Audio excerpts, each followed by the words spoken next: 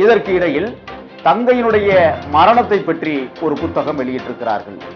போதி பிரவேசி என்கிற ஒரு முட்டாள், ஒரு அறிவிலி, மண்டையில் சாணம் மட்டுமே வைத்திருக்கிற சண்டாளன், மூளையை பயன்படுத்தக்கூடிய வகையில் இல்லாத ஒரு மனிதர். ஆக அந்த வழுக்கை தலையுடன் கூடிய ஒரு நபர் தூக்கி கொண்டு செல்கிறார் என்றால் எனக்கு இங்கே சந்தேகம் இருக்கிறது, அது போதி பிரவேசாகத்தான் இருக்க முடியும் என்று எனக்கு ஒரு சந்தேகம் எழுகிறது. ஏனென்றால் முதல் நாள் 12ஆம் தேதி ஜூலை மாதம் அங்கே பிறந்தநாள் பார்ட்டி நடந்ததாக சொன்னார்கள். அந்த பிறந்தநாள் விழாவிலே இந்த போதி பிரவேஸ் கலந்து கொண்டிருக்கலாம் என்கிற சந்தேகம் இப்பொழுதுதான் நமக்கு எழுந்து கொண்டிருக்கிறது.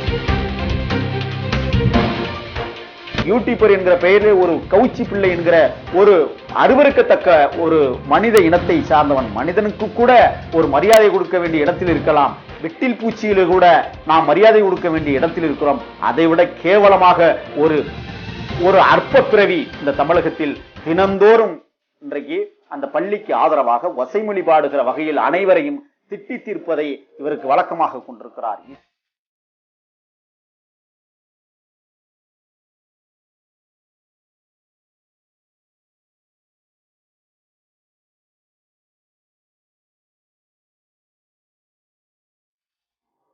அனைத்து அடக்குமுறைகளையும் உடைத்தெறிவோம் என்கிற தத்துவ வரிகளுக்கு ஏற்ப அமைதியான தமிழகத்தில் அலங்கோலமாக்குவதற்கு அரசியல் அழுக்குகள் சில பேர் தமிழகத்தில் தாண்டவமாடுகிற கோர காட்சிகளை ஒவ்வொரு நாளும் மக்கள் கொதித்தெழுந்து கேட்கிற சூழலில்தான் கள்ளக்குறிச்சி மாவட்டம் கனியாமூர் ஒரு தனியார் மேல்நிலைப் பள்ளியில் ஒரு தங்கை ஸ்ரீமதி மரணமுற்ற விவகாரம் நாடு முழுக்க, ஏன் உலக தமிழர்கள் முழுக்க உள்ள கிளர்ச்சியை எழச் செய்தது. தங்கை ஸ்ரீமதியினுடைய உடலில் ஏற்பட்டிருக்கிற காயங்களை கணக்கிட்டு பார்த்தால் அது காம கொடூரர்களின் கயவாளித்தனத்தால் அரங்கேற்றப்பட்ட ஒரு கீறல்களாகவே அது இருக்கிறது.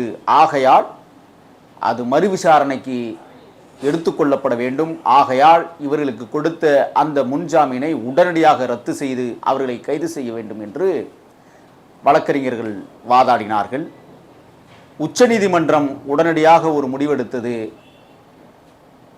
ஆளும் அரசை நாம் கேட்க வேண்டும், அரசிடமிருந்து நாங்கள் இதற்கான பதிலை எதிர்பார்க்கிறோம், ஆகையால் இதை அரசு தரப்பில் விட்டுவிடுகிறோம் என்று உச்சநீதிமன்றம் சொல்லியிருக்கிறது. மீண்டும் மறுவிசாரணை இன்னும் ஒரு 15 நாட்களில் தொடங்க இருக்கிறது. இப்பொழுதுதான் பிரச்சனை தொடங்க இருக்கிறது. தமிழக அரசு உண்மையிலேயே இந்த விடயத்தில் இதுவரை மெத்தரப்போக்காக இருந்திருப்பதை நாடு அறியும். ஆனால் இனிமேல் இந்த அரசு என்ன பதில் சொல்ல காத்திருக்கிறது உச்சநீதிமன்றத்துக்கு என்பதை என் போன்றவர்கள் கூர்மையோடு கவனித்துக் கொண்டிருக்கிறோம். மரியாதைக்குரிய தமிழகத்தினுடைய முதல்வர் அவர்கள் உடனடியாக இதில் தனிக்கவனம் செலுத்தி உண்மை நிலையை உலகறிய செய்ய வேண்டும். உச்சநீதிமன்றத்தில் அதற்கான சாத்தியங்களை ஏற்படுத்தி தர வேண்டும். ஏனென்றால் மரியாதைக்குரிய சட்டத்துறை அமைச்சர் அவர்கள் அறிவித்தார்கள், இந்த வழக்கை நாங்கள் உச்சநீதிமன்றத்திற்கு எடுத்துச் செல்வோம் என்று சொன்னார்கள். ஆனால் அவர்கள் இதுவரை எடுத்துச் செல்லவில்லை. ஏன், எதற்காக எடுத்துச் செல்லவில்லை என்றால், ஆளும் அதிகார வர்க்கங்கள் எப்படி தன் ஆட்சி அதிகாரத்தை தக்க வைத்துக் கொள்ளுமோ அதை போலதான் இந்த திராவிட RSS மாடல் அரசும் தொடர்ந்து செய்து கொண்டிருக்கிறது என்பதை நான் பகிரங்கமாக பல இடங்களில் கோடிட்டு காட்டி இருக்கிறோம். அந்த வகையில் பார்த்தோமேயானால் இன்றைக்கு மரியாதைக்குரிய சட்டத்துறை அமைச்சர் அவர்கள் செய்யாததை பெருமதிப்பிற்குரிய சகோதரி ஸ்ரீமதியினுடைய தாயார் செல்வி அவர்கள் உச்சநீதிமன்றத்திலே வழக்கு தொடுத்ததின் காரணமாக இன்றைக்கு அது விசாரணைக்கு வந்திருக்கிறது என்றால் இது தமிழ்நாட்டு அரசிற்கு மிகப்பெரிய கேவலமாகத்தான் நான் கருதுகிறேன். அரசு செய்ய வேண்டியதை ஒரு தாய் தனியாக நின்று சாதித்து செய்து கொண்டிருக்கிறார்கள் என்பதுதான் உண்மையாக இருக்கிறது. இதற்கு இடையில் தங்கையினுடைய மரணத்தை பற்றி ஒரு புத்தகம் வெளியிட்டிருக்கிறார்கள். போதி பிரவேசி என்கிற ஒரு முட்டாள், ஒரு அறிவிலி, மண்டையில் சாணம் மட்டுமே வைத்திருக்கிற சண்டாளன், மூளையை பயன்படுத்தக்கூடிய வகையில் இல்லாத ஒரு மனிதர். அந்த போதி பிரவேச அவர்களை பற்றி நாம் பேசி நமக்கான தகுதியை இழந்துவிடக்கூடாது என்பதிலே தாமும் கவனமாகத்தான் இருக்கிறோம். ஆனால் இன்றைக்கு அந்த புத்தகங்கள் கிட்டத்தட்ட 1000 பிரதிகளுக்கு மேல் அச்சடிக்கப்பட்டு வெளிவந்திருக்கிறது. இந்த புத்தகம் வெளிவருவதற்கு காரணமானவர் யார் என்றால், அந்த பள்ளியினுடைய தாளாளர் ரவிக்குமார் அவர்கள். தொடர்ந்து அந்த சாமினில் அவர்கள் வெளிவந்ததனுடைய விளைவுதான் நக்கீரன் மூத்த பத்திரிகையாளர் தோழர் பிரகாஷ் அவர்களை தாக்கியதும், அதற்கு பிறகு சாட்சிகளாக இருக்கக்கூடிய கிருத்திகா போன்றவர்களை தன்வயப்படுத்தி கொண்டிருப்பதும், அங்கே படித்த பள்ளி மாணவிகளை மீண்டும் அதே பள்ளியில் படிக்க வைத்து அந்த சாட்சியங்களை கலைப்பதற்கான அனைத்து வேலைகளையும் செய்து கொண்டிருக்கிற ரவிக்குமார் இப்பொழுது போதி பிரவேசி என்கிற ஒரு நபரை புதிதாக களமிறக்கியிருக்கிறார். ஆகையால் தான் இவருக்கு ஜாமீன் கொடுக்கக்கூடாது என்று நாங்கள் தொடர்ந்து பேசிக் கொண்டிருக்கிறோம். இப்பொழுது பார்த்தோமேனால் அந்த போதி பிரவேசை உருவாக்கி இருக்கிறார்கள். இவர் யார் என்றால், காம இச்சைகளுக்கு வகுப்படுக்கக்கூடிய ஒரு கயவர் கூட்டத்தினுடைய ஆசிரியை என்று சொல்லுகிறார். நான் கேட்கிறேன், காம இச்சைகளை பற்றி பேசுவதற்கு தகுதியான ஒரு நபரை பள்ளியில் சேர்த்திருக்கிறார்கள் என்றால், பள்ளியில் அவர்கள் அவரை அணுகி பாடம் எடுக்க சொல்லியிருக்கிறார்கள் என்றால், இவர்கள் என்ன செய்து கொண்டிருக்கிறார்கள்? பள்ளியினுடைய வளாகத்திற்குள் கருமருந்து எடுக்கப்பட்டது என்று முதல் நாள் அறிவித்தார்கள். ஆனால் அடுத்த ஒரு 2 மணி 3 மணி நேரத்திற்குள் அது கருஞ்சீரகம் என்று மாற்றி பேசினார்கள். கருஞ்சீரகம் எதனால் வந்தது? கருஞ்சீரகம் என்கிற ஒரு இயற்கை தன்மை கொண்ட ஒரு பொருள். அந்த பொருள் காம இச்சைகளுக்கு பயன்படுத்தப்படக்கூடிய பொருளாக இருக்கிறது என்று இந்த சித்த ஆய்வாளர்கள் சொல்லிக் கொண்டிருக்கிறார்கள். ஆகையால் இந்த போதி பிரவேசி என்கிற ஒரு மனிதன் பள்ளி வளாகத்திற்குள் இந்த கருஞ்சீரகங்களை வைத்து ஏதோ காம களியாட்டம் நடத்தியிருப்பாரோ என்கிற சந்தேகம் எமக்கு எழுகிறது. அதேபோல் இன்னொன்றையும் சொல்ல வேண்டுமானால், தங்கை ஸ்ரீமதி இறந்து கிடந்த நிலையில் விடிய காலம் 5:21 மணிக்கு ஒரு சிசிடிவி புட்டேஜை அந்த பள்ளி நிர்வாகம் வெளியிட்டது. அதிலே 4 பேர் தூக்கி கொண்டு செல்கிற காட்சியை நாம் பார்த்தோம். அந்த காட்சியிலே ஒரு வழுக்கை தலையுடைய ஒரு பெரிய மனிதர் பின்னால் தூக்கி செல்வதாக அந்த காணொளி காட்சி நாம் எல்லோரும் அறிந்ததே. ஆக அந்த வழுக்கை தலையுடன் கூடிய ஒரு நபர் தூக்கி கொண்டு செல்கிறார் என்றால், எனக்கு இங்கே சந்தேகம் இருக்கிறது, அது போதி பிரவேசமாகத்தான் இருக்க முடியும் என்று எனக்கு ஒரு சந்தேகம் எழுகிறது. ஏனென்றால் முதல் நாள் 12ஆம் தேதி ஜூலை மாதம் அங்கே பிறந்தநாள் பார்ட்டி நடந்ததாக சொன்னார்கள். அந்த பிறந்தநாள் விழாவிலே இந்த போதி பிரவேஸ் கலந்து கொண்டிருக்கலாம் என்கிற சந்தேகம் இப்பொழுதுதான் நமக்கு எழுந்து கொண்டிருக்கிறது. ஆகையால் இரவு முழுவதும் காம களியாட்டம் நடத்திய அந்த போதி பிரவேஸ், அந்த ரவிக்குமார் இன்றைக்கு போதி பிரவேசை அறிமுகப்படுத்தி இருக்கிறார். அவர் ஒரு புத்தகத்தை எழுதுகிறார். அந்த புத்தகம் மாணவர் தற்கொலையில் காதலின் பங்கு என்கிற புத்தகத்தை வெளியிட்டிருக்கிறார். இந்த புத்தகத்தில் தங்கை ஸ்ரீமதியினுடைய தாயாரையும் தகப்பனாரையும் இழிவாக பேசுகிற அவலச்சூழலை உருவாக்கி இருக்கிறது இந்த புத்தகம். இதிலே முதலில் மொத்தம் பார்த்தோமே ஆனால் 38 பொருள் அடக்கங்களை சொல்லி இருக்கிறார். அந்த 38 பொருள் அடக்கங்களில் 9 பொருள் அடக்கங்கள் தங்கை ஸ்ரீமதியினுடைய மரண விடயத்தை பற்றியானது. முதல் அந்த 9ஐ நாம் பார்ப்போமே ஆனால், மாணவியின் தற்கொலையால் ஒரு பள்ளி படும்பாடு என்று பள்ளிக்கு ஆதரவான ஒரு சூழலை உருவாக்கி அவர் எழுதியிருக்கிறார். அடுத்து யூடியூப் வணிகர்களின் உண்மையான நோக்கம் என்று ஒரு தலைப்பு போட்டு எழுதியிருக்கிறார். யூடியூப் வணிகர்களின் பரப்பிய பாலியல் வதந்திகள் என்று அடுத்த ஒரு 3வது தலைப்பாக போட்டிருக்கிறார். ஒரு தற்கொலை கொத்து என்று அடுத்து ஒன்று தலைப்பையும், தற்கொலை தடுப்பில் ஊடகங்களின் பங்கு என்கிற தலைப்பிலும், தற்கொலை தடுப்பில் அரசியல் கட்சிகளின் பங்கு என்ற தலைப்பிலும், தற்கொலை தடுப்பில் மக்களின் பங்கு என்கிற தலைப்பிலும், தற்கொலை என்பது என்ன என்கிற ஒரு பொருளடக்கத்திலும் இந்த புத்தகத்தை கிட்டத்தட்ட 38 பதிகங்களாக வெளியிட்டிருக்கிறார். அவருக்கு சொல்ல கடமைப்பட்டிருக்கிறேன். நான் சொல்லுவதற்கு என் தகுதியை நான் குறைத்துக் கொள்ளக்கூடாது. இருந்தாலும் வயதில் நீங்கள் மூத்தவர் என்பதற்காக நான் இந்த கருத்தியலை நான் சொல்லுகிறேன். இந்த முன்னுரையிலே ஒரு தொகுப்பை அவர் வெளியிட்டிருக்கிறார். எந்த ஒரு நபரும் தற்கொலை தடுப்பு நிபுணராக மாறலாம், அதன் மூலம் அவரவர் குடும்பத்தை சார்ந்தவர்களின் உயிரை காப்பாற்றலாம். அப்போ ஒவ்வொரு குடும்பத்திலையும் தற்கொலை நிகழ்கிறது என்று இவரே கருத்தியல் சொல்லுகிறார். அப்படி பார்த்தோமேயானால் அப்போ ஒவ்வொரு குடும்பத்திற்குள்ளும் இது போன்ற போதி பிரவேசுகள் உருவாக்கப்பட வேண்டுமா என்கிற கேள்வி எழுகிறது. அதிலே பார்த்தோமேயானால் தற்கொலையை கொலை என்று வதந்தி பரப்புவதால் சமூக நல்லிணக்கம் சீர்குலைகிறது, சாதி ரீதியான பகைமை வளர்கிறது, புலனாய்வு அமைப்புகள் நீதிமன்றங்கள் போன்ற பணிப்பளுமிக்க அமைப்புகளின் மதிப்புமிக்க நேரம் இல்லாத பொய்யை தேடி அலைவதில் வீணாக செலவாகிறது, அரசின் செலவினமும் தேவையின்றி அதிகரிக்கிறது. தற்கொலையை கொலை என்று வதந்தி பரப்புவதால் சமூக நல்லிணக்கம். ரொம்ப இந்த மனித சமூகத்தில் அக்கறை கொண்ட அற்பர் மனிதராக இந்த யோதி பிரவேஷ் என்கிற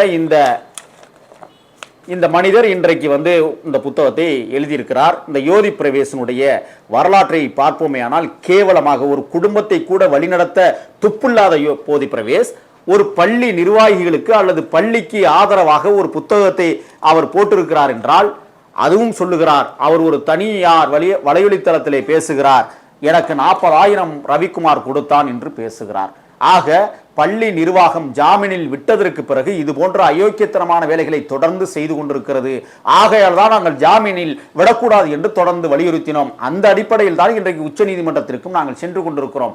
ஆகையால் இந்த போதி பிரவேஷ் போன்ற அயோக்கியவாதிகளை தமிழகத்தில் நடமாட விட்டதுதான் தவறு என்று நான் கருதுகிறேன். உடனடியாக இந்த சிறப்பு புலனாய்வு பிரிவு என்று ஒரு அமைப்பு இருக்கிறது, அதன் மேல் எங்களுக்கு நம்பிக்கை இல்லை, முற்றிலுமாக செயலிழந்து விட்ட ஒரு அமைப்பு. அந்த அமைப்பிடம் நாங்கள் கேட்க இனிமேல் எதுவும் இல்லை. மரியாதைக்குரிய தமிழகத்தினுடைய முதல்வர் அவர்கள் தீவிர கவனம் செலுத்தி இந்த போதி பிரவேசி என்ற அயோக்கியவாதிகளை உடனடியாக கைது செய்து விசாரணைக்கு உட்படுத்தப்பட வேண்டும். பள்ளியில் நடக்கிற அக்கிரமங்களுக்கு ஆதரவாக பேசுகிற இது போன்ற அயோக்கியவாதிகள் தமிழகத்தில் நடமாடிக்கொண்டிருக்கிறார்கள் என்றால் இவர்களை என்னவென்று சொல்லுவது? ஆக போதி பிரவேஷ் என்கிற இது போன்ற அயோக்கியவாதிகளைத்தான் அந்த பள்ளி நிர்வாகம் பயன்படுத்துகிறது. யூடியூபர் என்கிற பெயரில் ஒரு கவுச்சி பிள்ளை என்கிற ஒரு அருவருக்கத்தக்க ஒரு மனித இனத்தை சார்ந்தவன், மனிதனுக்கு கூட ஒரு மரியாதை கொடுக்க வேண்டிய இடத்தில் இருக்கலாம், விட்டில் பூச்சியில கூட நாம் மரியாதை கொடுக்க வேண்டிய இடத்தில் இருக்கிறோம்.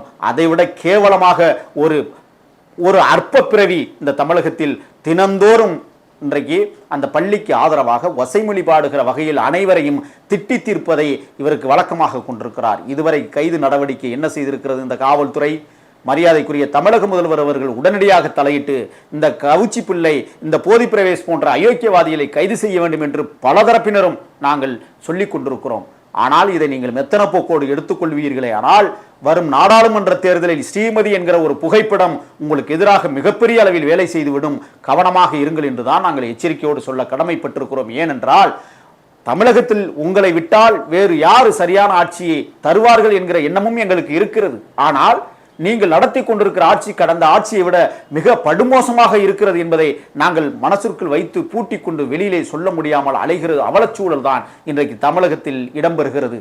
ஆகையால் தமிழக முதல்வர் அவர்கள் உடனடியாக அந்த கவிச்சி பிள்ளையையும் இந்த போதி பிரவேஷ் போன்ற அயோக்கியவாதிகளையும் கைது செய்யப்பட வேண்டும் என்று நான் மனமாற உங்களை நான் வேண்டி விரும்பி கேட்டுக்கொள்கிறேன். ஆகையால் இந்த பள்ளி நிர்வாகம் தொடர்ந்து இது போன்ற புத்தகங்களை வெளியிடுபவர்களை இந்த புத்தகங்களை தடை செய்யப்பட வேண்டும்.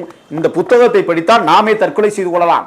ஆனால் தலைப்பு மாணவர் தற்கொலையில் காதலின் பங்கு என்கிற தலைப்பில் இந்த புத்தகத்தை எழுதியிருக்கிறார் என்றால் நான் 3 பக்கம் படித்துவிட்டே தற்கொலை செய்து கொள்ளலாமா என்கிற எண்ணமே எனக்கு தோன்றியது. ஆகையால் பல மனிதர்களை தற்கொலைக்கு தூண்டுகிற புத்தகமாக இந்த புத்தகம் வெளிவந்திருக்கிறது. இந்த புத்தகத்தை இலவசமாக அடித்து கொடுத்திருக்கிறார்கள். ஏனென்றால் ரவிக்குமார் அவர்கள் லட்சக்கணக்கிலே சில மூடர்கள் அற்பர்கள் இந்த தமிழ்நாட்டிலே சொன்னார்கள், கழுத்தளவு கடன் இருக்கிறது, அவர்கள் எப்படி இந்த பள்ளியை நிர்வகிக்க போகிறார்கள் என்று தெரியவில்லை, 40 நிமிடங்களில் 40 கோடிகளை இழந்திருக்கிறார்கள் என்று தம்பட்டம் அடித்துக் கொண்டு அந்த பள்ளி நிர்வாகத்திற்கு ஆதரவாக பேசுகிற அயோக்கிய கும்பல் இந்த தமிழகத்தில் நடமாடுகிறது என்றால் என்னவென்று சொல்லுவது? நான் கேட்கிறேன், ஒரு உயிர் விலை போய் இன்றைக்கு எத்தனை நாட்கள் கடந்து போனது? 3 மாத காலம் இந்த சிறப்பு புலனாய்வு பிரிவு கால அவகாசம் கேட்டிருப்பது எதற்காக? யோசித்து பாருங்கள். 3 மாத காலம் என்றால் தற்பொழுது தை தொடங்க இருக்கிறது. தை, மாசி, பங்குனி 3 மாதம். 3 மாதங்களில் இவர்கள் கேட்டிருக்கிறார்கள். சித்திரை மாதம் விடுமுறை நாளாக நீதிமன்றம் அறிவித்து விடும். நீதிமன்றத்திற்கு விடுமுறை அந்த சித்திரை மாதங்களில். அதற்கு பிறகு வைகாசி, ஆணியில் தான் இயல்பு நிலைக்கு பள்ளிக்கூடங்கள், நீதிமன்றங்கள் அனைத்தும் சரிவர இயங்க காத்திருக்கும். அப்படிப்பட்ட ஒரு சூழலில் தான் இந்த 3 மாத கால அவகாசத்தை அவர்கள் கேட்டு அதற்கு அந்த நீதிமன்றமும் அடிபணிந்து கொடுத்திருக்கிறது. இந்த ஜின்னா என்கிற அரசு தரப்பு வழக்கறிஞர் அவர்கள் உடனடியாக நீதிபதிக்கு பள்ளிக்கு ஆதரவான நிலையை எடுத்துக்கொண்டு காட்டியிருக்கிறார் என்றுதான் நான் குற்றம் சாட்டுகிறேன். ஆகையால் தமிழக முதல்வர் அவர்கள் அதையும் கவனத்தில் எடுத்துக்கொண்டு இந்த ஜின்னா போன்ற போலித்தனமாக வாதாடக்கூடிய அரசு வழக்கறிஞர்களை அப்புறப்படுத்த வேண்டும் என்று நாங்கள் கேட்டுக்கொள்கிறோம். ஆகையால் கனியாமூர் பள்ளி விடயத்தில் இன்றைக்கு உச்சநீதிமன்றம் கையில் எடுத்திருக்கிற முதல் கேள்வியை தமிழ்நாடு அரசுக்குத்தான் ஒரு சாட்டையை சுழற்றி இருக்கிறது. அந்த சாட்டை நிச்சயமாக தமிழக அரசு பணியும் என்று நான் மனதார நம்புகிறேன். உண்மை தன்மையை உலகத்திற்கு கொண்டு வருவதற்கு இந்த தமிழ்நாடு அரசும் அதன் ஆளுமை தன்மையான மரியாதைக்குரிய முதலமைச்சர் அவர்களும் இதில் தீவிர கவனம் செலுத்தி உச்சநீதிமன்றத்திற்கு சரியான உண்மைகளை, தெளிவான உண்மைகளை நீங்கள் பகிர்ந்து கொடுக்க வேண்டும். உங்களது கட்டுப்பாட்டில் இருக்கிற காவல்துறையை உங்கள் கையை விட்டு போய் வெகு நாட்களாகிவிட்டது என்று நான் குற்றம் சொல்லுகிறேன். ஆகையால் காவல்துறையை உங்கள் கைகளுக்குள் வைத்துக்கொண்டு உண்மைத்தன்மையை உலகறிய செய்ய நீங்கள் வெளிவர வேண்டும் என்றுதான் நாங்கள் மெத்த பணிவோடு கேட்டுக்கொள்கிறோம். அதேபோல் இன்றைக்கு இந்த பள்ளியினுடைய விடயங்களை தொடர்ந்து பேசி அருவருக்கத்தக்க வார்த்தைகளை வலையொலித்தலங்களிலே பரப்பி வருகிற ஒரு கவுச்சி பிள்ளை என்கிற ஒரு அயோக்கியவாதி தமிழகத்தில் தொடர்ந்து இப்பொழுது பார்த்தோமேனால் தனிநபர் தாக்குதல்களை தொடுத்து ஒவ்வொருத்தரையாக என் போன்றவர்களையெல்லாம் தொடர்ந்து தாக்குதல் நடத்தி கொண்டிருந்த சூழலில் இப்பொழுது புதிதாக விடுதலை சிறுத்தைகள் என்கிற பேர் அமைப்பை இன்றைக்கு வம்புக்கு இழுத்திருக்கிறார். அந்த அமைப்பிலே கடலூர் மாவட்டத்தினுடைய மேற்கு மாவட்டத்தினுடைய துணை செயலாளராக இருந்த நம் திராவிடமணி அவர்களையும் அதேபோல் கரூர் மாவட்டத்தினுடைய முன்னாள் மாவட்ட செயலாளர் அவர்களையும் வம்புக்கு இழுத்து முடித்ததற்கு பிறகு மீண்டும் இன்றைக்கு அந்த கட்சியினுடைய தலைவர் மரியாதைக்குரிய அண்ணன் திருமாவளவன் அவர்களை இன்றைக்கு வசைபாடுகிற காணொளி தளங்கள் இன்றைக்கு வந்து கொண்டிருக்கிறது. அந்த வலையொலி தளத்தை உடனடியாக மூடப்பட வேண்டும், நிச்சயமாக தமிழக அரசு அது செய்யப்பட வேண்டும் என்றுதான் தொடர்ந்து வலியுறுத்துகிறோம். அதை கவனத்தில் எடுத்துக்கொள்ள வேண்டும். ஆகையால் தங்கை ஸ்ரீமதியினுடைய இந்த மரண விவகாரத்தில் தொடர்ந்து உங்களது ஆட்சி அதிகாரத்திற்கு உட்பட்டு தன் கைகளில் இருக்கிற உளவு அமைப்பான சிறப்பு புலனாய்வு பிரிவு செயலற்று போய் கிடக்கிறது.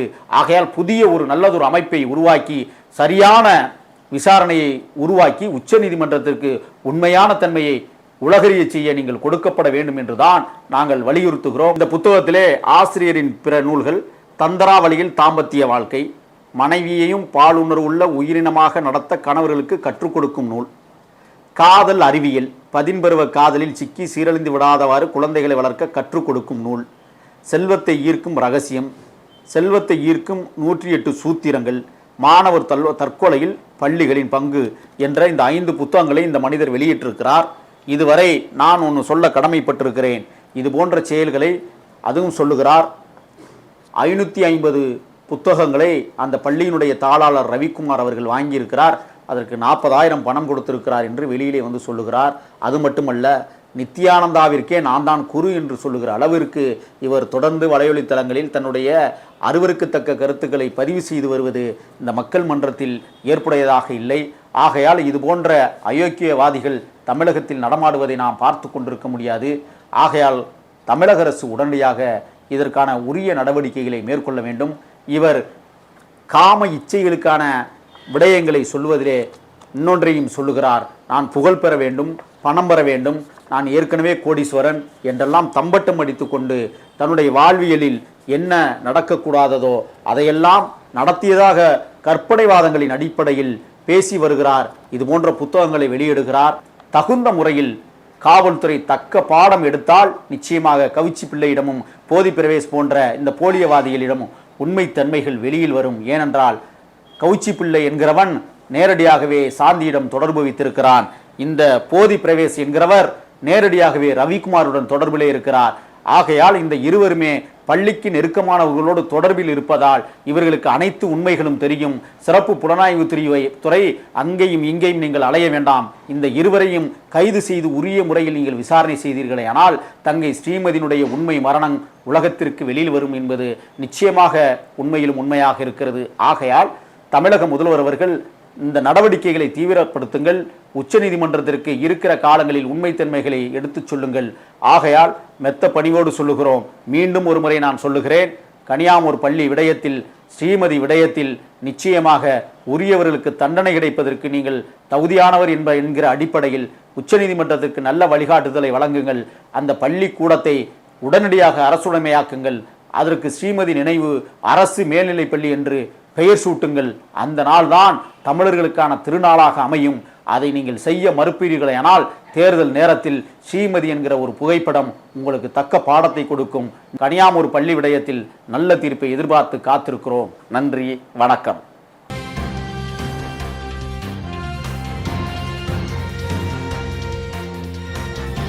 மக்கள் எதிரொலி சேனலை லைக் பண்ணுங்க, ஷேர் பண்ணுங்க, சப்ஸ்கிரைப் பண்ணுங்க.